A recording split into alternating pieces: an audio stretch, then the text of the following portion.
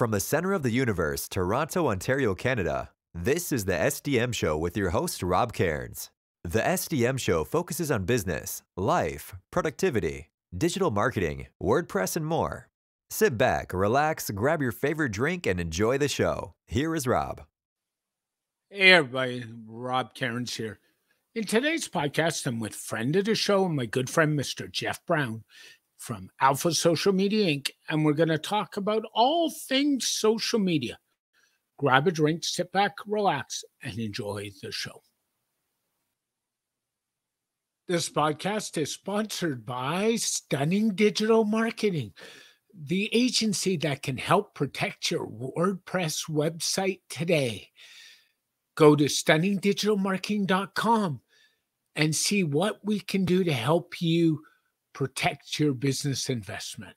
That's stunningdigitalmarketing.com.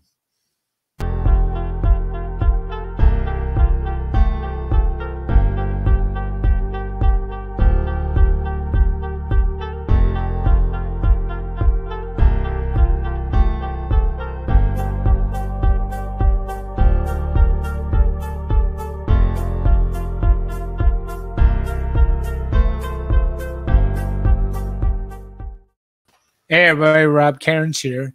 And today I'm here with my good friend and friend of the show, Mr. Jeff Brown. How are you today, Jeff? Good, Mr. Cairns. How are you doing, Rob? Doing well. Dealing with smog at the time of this recording due to the forest fires out west. And I believe that we are getting equally the same treatment here on the East Coast. Yes, well, you know how us Canadians are. We're unselfish and we share more, don't we? We do, although I feel bad for the Albertans, but I'm not a fan of all the smog because there's a lot of people that will probably have respiratory issues where it's not going to go super duper well for them, so to speak. No, I'm just hiding indoors, just the way it is, you know. Just gotta do what you gotta do. So today I thought we haven't had you on in a while, and we do a little bit of catch up, and there's lots going on in the social media world. What a shock that is, right? So, it's if you're trying to keep track of what everybody's doing, it's going to be almost a full-time job. There is a lot happening, and a lot of stuff that is not necessarily on the radar, but will have profound effects for longevity of social media networks, how things roll out, what you can and can't do, what you can say, what you can't say. So true. So true. And I thought we would jump in and start with everybody's favorite company, and that's Meta to start with.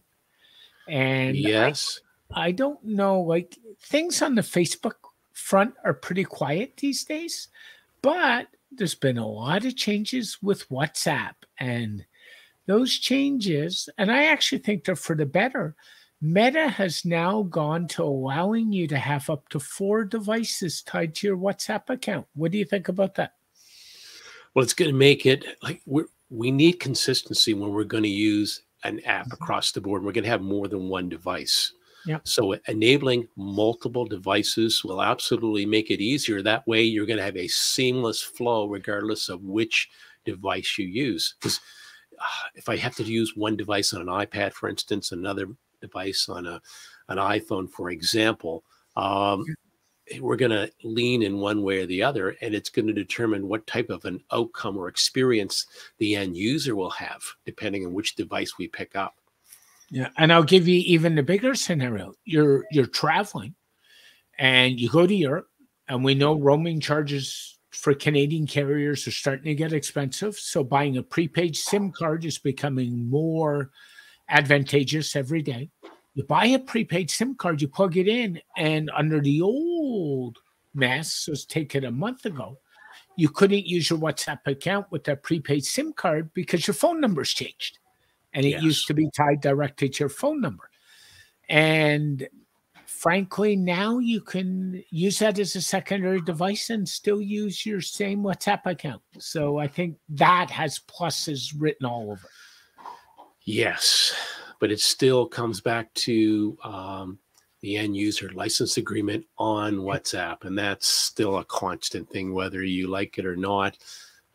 As many of the improvements are, and a lot of people still use WhatsApp, but it's some use it, some don't because of the end user license agreement, and they're looking to other applications if they're not okay with WhatsApp, for example. Yeah. And while we're talking about WhatsApp, it's worth noting, and I don't know about you, I know you use Signal occasionally. I do too. Yes. And I'm kind of all in with Signal. We've all got Facebook Messenger. Most of us have Twitter DMs. In my case, I sit in a number of Slack channels. And my good friend and mentor, Paul Toby, sort of highlighted this a couple of weeks ago. And one of the things that drives him nuts is people that start the conversation, say, for example, on WhatsApp, and then they move the conversation to Facebook Messenger because they forget or they can. And then before you know it, the conversation's in a Slack channel. Like, hey, guys, if you're going to use multiple messaging services, start and finish the conversation on the same service, please. And thanks for Paul to calling that out the other day. Yeah, I'm a firm believer in keeping specific conversations in one place. That way, everybody, the expectation that we're going to go here to have the conversation, people can join, people can know exactly, because there's just so many things going on, so many different ways to communicate with people. The more you have, the more confusion possibly. I mean, it's like having multiple email accounts and forgetting that and not checking which email you're sending it out to, because if a customer gets two of them, those are two channels you have to now watch for a response from that one customer. Yeah. And so on an app, it's as equally confusing. And it's find the right app for the right job and stick with it. That way it's convenient for everybody. The expectation is, hey, we're going to use Signal. Let's do it all on Signal. Signal, these apps are very well designed to incorporate a lot of functionality, and you don't need to go here for one and there for another. There's a lot of value and function in each of these apps. You just got to pick one and stay the course with that. Yeah, so true. So I thought, from there we kind of move on. And I don't want to jump into that Twitter mess yet because Twitter's, that discussion's going to go for a while. But I thought I'd jump into the Twitter clones, as I call them. So we'll lump Mastodon, we'll lump Blue Sky in there, we'll lump a pile of stuff in there. And the biggest issue I have with all these Twitter clones, they're nice to play with, but businesses got to start to think about where is your target market. And they're all saying, we want to jump off Twitter. But if your target market is on Twitter, I don't care who's running Twitter, you probably should still be on Twitter. Yeah, agreed. And if we're going to look at Mastodon, for instance, I believe that was a huge disappointment for people. Were saying we're leaving Twitter, we're going to Mastodon, and so many different servers, so many different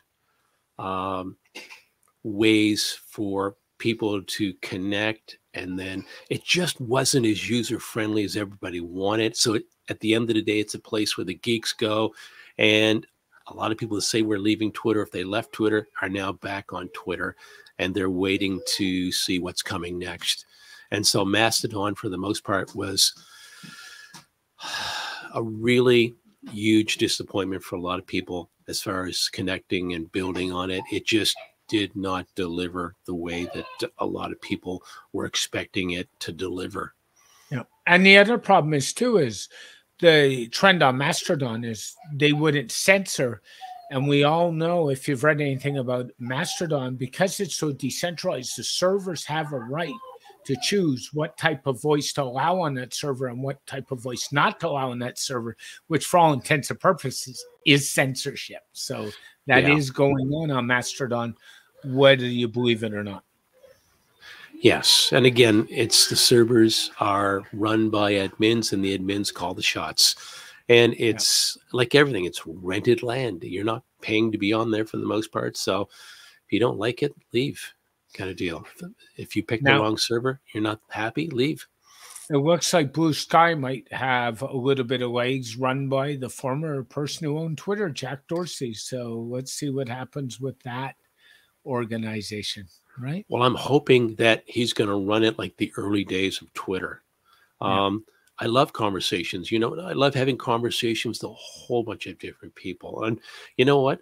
Between my wife and I, we don't always agree. So imagine on a social network, there's things we're not going to agree upon, but I always value the conversation. I like to know why people think certain ways, for instance. And it's nice to have a great conversation. We may not agree, but we can agree to disagree and then move on or continue and to learn from each other. And that's what I really value about these social networks, is that all the people that you can meet. And for instance, you and I were, our discovery point was on Twitter, and No we question. developed a great relationship from there. And we've had many good conversations, and you and I haven't always agreed, but that's okay. I Yep. mean, I love the saying, if everybody in the room is agreeing, somebody's not thinking. And I like and I value different opinions. Yeah, it's true. So that kind of talks a little bit about that. And let's jump on to every regulatory's pain in the butt right now, this Chinese service, and you know where I'm going, called Yes, I do. TikTok. And so kind of my take on TikTok, and I've been pretty public about it. If you want to ban TikTok from government devices because you're an employee and you don't want your employees wasting their government time on TikTok, I'm okay with that. But if you want to ban it because of free speech or owned by Chinese government, then my bigger question is, why aren't we banning smart TVs as well? Because smart TVs are more invasive than TikTok and are in every living room, and there's all kinds of issues with them. And the argument is, well, if we ban TikTok from schools, for example, it will protect the kids. And I hate to tell people this is so 1980s. Let's throw the computer in one living room, let our parents watch us and scrutinize what we do. Now all the kids have to do is pick up a smartphone, walk out the house, go to Tim Hortons, go to the local mall, go to their friend's house, and guess what? They're connected. So I don't think banning TikTok is going to solve all the problems. What do you think? Well, I am of a mixed opinion because I see both camps. And for the one camp, the creators, there's some really great content being created. And it's not just everybody dancing around. There's some people that are creating marvelous content, and they're making a business out of it and creating a living for them out of it. But on the other side of it, I do see security concerns around potentially the app doing more than what we want them to do. But at the end of the day, I mean, if we were, say, we had an app and we had it in China, China would regulate the functionality of that app. And Of course, so why wouldn't we do the same thing here, but still keep it, so to speak? And again, it's all about these permissions. And then when you think about iPhone versus Android and different app permissions, you open up a whole can of worms where it's not just TikTok. There's a whole slew of things that are going on, good and bad. And so where do you start? No, it's so true. And that's kind of, the case with TikTok. Now, I've kind of left the big T for last because this is going to occupy time, and that's Twitter. And there's been all kinds of complaining since Elon Musk bought Twitter. So the first thing I think we need to start off is Twitter has a right to monetize their platform. Absolutely. They need to start making money. And one of the things we're seeing that is with Twitter Blue and the dreaded blue check mark. And there were all kinds of government agencies in Canada last week on Twitter complaining about the blue check mark being removed. Well, I'm going to tell people, if anybody's got money, that's government agencies. And they're squawking about $8 a month to they are sending and spending more money, I will say, in not a careful manner, than $8 a month.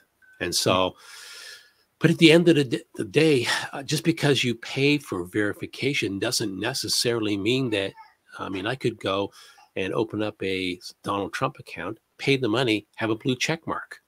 And Yep. so how do we legitimately, because there's another side of the coin there too. I like, because hackers, if they understood that they could get that blue check mark, verify, and again, most hackers probably aren't going to verify this stuff, but it's not a huge expense to get that seal, to get that perception that, hey, we're the actual person. I mean, crime's been around a long time. People can create fake driver's IDs, you name it. Yep, it's true. And they're running around spoofing even Facebook accounts and creating fake Facebook profiles, right, Jeff? Like, yeah. And with AI, the ability to do even more is just around the corner. And so there's got to be better solutions. You know what I mean? We need to know who the real accounts are. But at the end of the day, I understand that Twitter needs to make money to be a viable platform. They're not doing it out of the goodness of their heart. They need to make money. And people have to, if they're going to play on these social networks, then eventually they know that they have to, in order for that network to survive, they got to start anteing up in some way that helps provide value for the social network, aka right now, Twitter. Yeah, it's so true. And not only the issue with Twitter, we gotta go, and then we'll go on to more payment, and that's the Twitter API keys. And we all know that most of the scheduling apps have taken their scheduling off Twitter because they're complaining about the costs. And my response is, I think Twitter has a right to charge for those API keys because they need to make money. And by the way, it's worth telling most listeners, they probably don't know, Reddit's now gone and done the same thing, that they're charging for their API key as well. So there's two social networks, but Twitter's getting all the bad press. And I don't think people have a right to complain. Everything can't be free all the time. Yeah. And we've had this conversation, you and I, we've been talking about this for years as far as a product. I mean, everybody want it for free, and yet we'll take it and we'll charge our customers, so to speak. And so you can't have it on both ends, so to speak. You've got to ante up and provide some income for the person that's providing the original source of the service. And so that's okay. That's just, it takes money to make money. And if you're not willing to spend money as a business, then why are you even in business? Mm-hmm. And it doesn't help that Elon Musk is pretty outspoken, as we all know. And my problem with that is I think there's a lot of good being lost in the world that Elon's doing. For example, the EV market wouldn't be where it is today if Elon didn't invent the Tesla, or his company didn't invent the Tesla. We wouldn't have internet access in the Ukraine if Elon didn't put up extra satellites to help out the Ukraine to pipe internet access in there. We wouldn't have internet access in rural areas in this country that he's now deploying, rural satellite-based internet.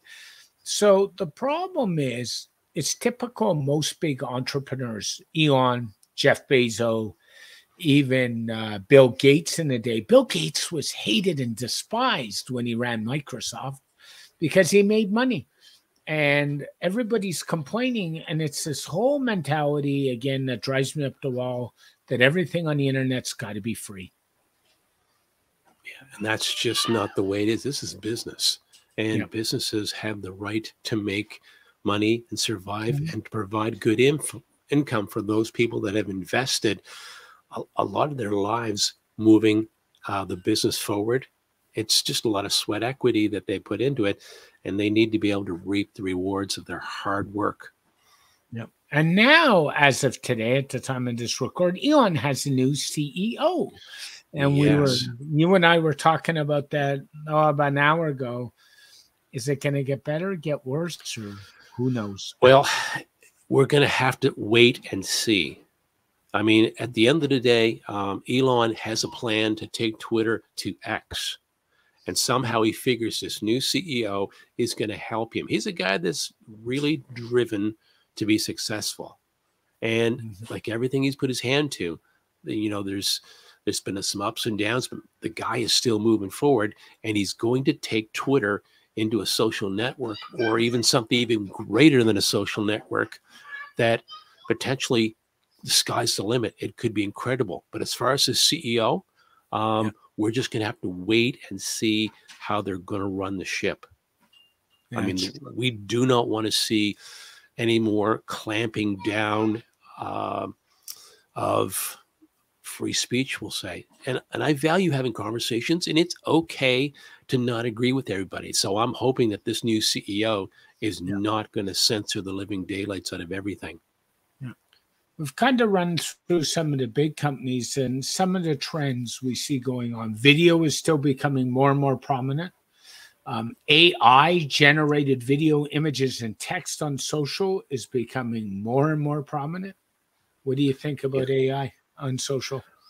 It's good. There's opportunity. There's an ability there to create really great content. Mhm. But there's also there the ability for lazy people to continue to be lazy and not provide, like they can provide content, but depending on how much they want to put into the development of it. Because there's one thing for AI to generate content, it's then a great writer or a great copywriter to take it and take it to a new level by putting their own voice to it. And Yeah. so with text, with images, with audio, um, it's like we're now in the dawn of a new industrial revolution as far as what AI is doing. The question is, good or bad, where will we take it? Yeah. But No question. it can become a place where we are the conveyors of great, meaningful content if we work at it to deliver great content. And That the is realm of opening up new types of business that never existed before because of it can be a great thing. Mhm. I think the big thing is that tech is moving faster and faster today than it's ever moved before. And AI is just kind of pushing that even to be faster. And I think a lot of people they don't want to learn and they don't want to adapt. And if you're working in tech or in social or in marketing, you better adapt and you better adapt quickly. Well, we have to keep our eyes on AI because it can go good or it can go bad. Because at the end of the day, whoever programs it determines how AI will respond. And Yeah. so, always keeping an eye on that. I always hope for the best. We always want to see improvement. We want to see business do well, whether small, medium, or large. We want to see them do well. We want to give them the tools they need to create new types of businesses, for instance, and new opportunities. But at the same time, if we're using it, the bad guys are too, to break into places, to create malicious code, things like that. The other side of the coin that we need to be aware of. And it's going to potentially show us where some of the whales of business do not adjust as quick as they need to the changing realms. And you and I've had conversations about certain types of industry using old Microsoft Windows and just Oh, paying yeah. for the support. And so if in big industry continues and big business continues to just get enough to get the job done with the world where AI is continually bringing in new things, it's going to be devastating. Yeah. And I that's agree. where we have to make sure that big business does things right. I agree with you. One of the big trends I see going on right now, it's funny, is live streaming's become all the rage on social again. As always, it's just kind of growing. And then the other trend around live streaming, which is audio, is podcasting seems to be exploding again on social. Any Yes. thoughts around those two mediums? I know when I'm training business, I'm teaching them to go into those realms because at the end of the day, one thing that video does, and even audio, because people can hear your voice, it's the development of trust.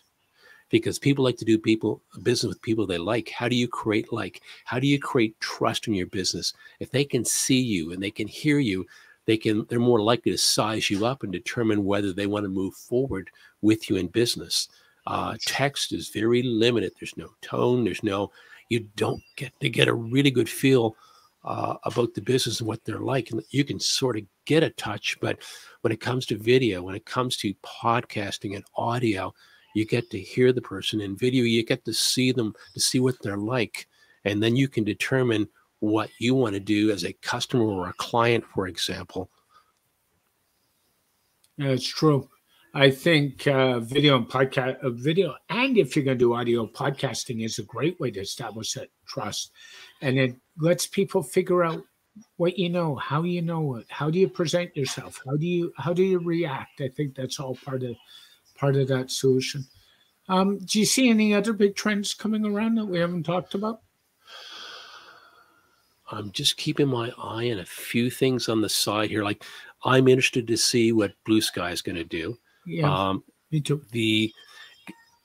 It really could potentially be a mover and shaker. It all depends, and it's all about the herd, the groups of people. Will they or won't they move to it? Because social networks depend on people to be viable. And again, sometimes people are fickle as far as what they'll go with. I'm interested to see, for instance, trends with AI and like Microsoft, for instance, and Google and their applications, and how, because business really uses them strongly to create documents, to create great outcomes through these apps. And so I am really looking forward to see where people that may not have the absolute best tech skills, but they're going to higher levels with AI. They're doing more. Maybe in Excel, they're taking their minimum Excel skills and they're doing more with it. They're getting to the place where they can understand more and do more with AI, for instance. That's emerging. It's quicker than what we think. But at the end of the day, imagine AI being directly into social media. And that's one thing that we could see even more prominent. And I see that in Grammarly, where AI is creeping into that product as far as how it's suggesting text and what it's using, for instance. And so these are things that are absolutely, I'm just waiting to see where they're going to go and what they're going to do. Yeah, that's a really good thought, Jeff. Thanks for sharing that. And thanks for joining me. As always, if somebody wants to get a hold of you to talk training or anything else social, how's the best way? The email, jeff@workplaceeducation.ca. I made it really simple, jeff@workplaceeducation.ca. And I usually try to get to my responses pretty quickly. So. Yeah, he does. Thanks, Jeff. Have yourself an amazing day. Appreciate your time as always. I always appreciate our time together, Rob. Thank you, and have a great day. You too. Thank you. This show is brought to you by StunningDigitalMarketing.com, your Toronto leader in digital marketing services. Not only do we protect your WordPress website, we can help you with your site, provide social media management for your business, or even do one-on-one consulting. To find out more, go to StunningDigitalMarketing.com. A very special thank you to Jeff Brown for joining me on this edition of the SDM Show. Hey everybody, Rob here again. Thanks for listening to the SDM Show. It's such a pleasure to have you every week. If you want more on our agency website, go to StunningDigitalMarketing.com. We are your WordPress security experts. We'd be glad to help you out. If you want to learn more about me, Rob Cairns, go to meetrobcairns.online. From there, you can find links to everything I do on the web, as well as book time with me. So feel free. If you want to make comments about this podcast or know a guest possibly suitable for the podcast, please email us at podcast@stunningdigitalmarketing.com. Or conversely, you can go to X, formerly known as Twitter, and tweet at me at Rob Cairns. This podcast is dedicated to my late father, Bruce Cairns. Dad, I miss you very much, and I love you. Please join us next week for another interesting podcast, and have a great week, everybody. Bye for now.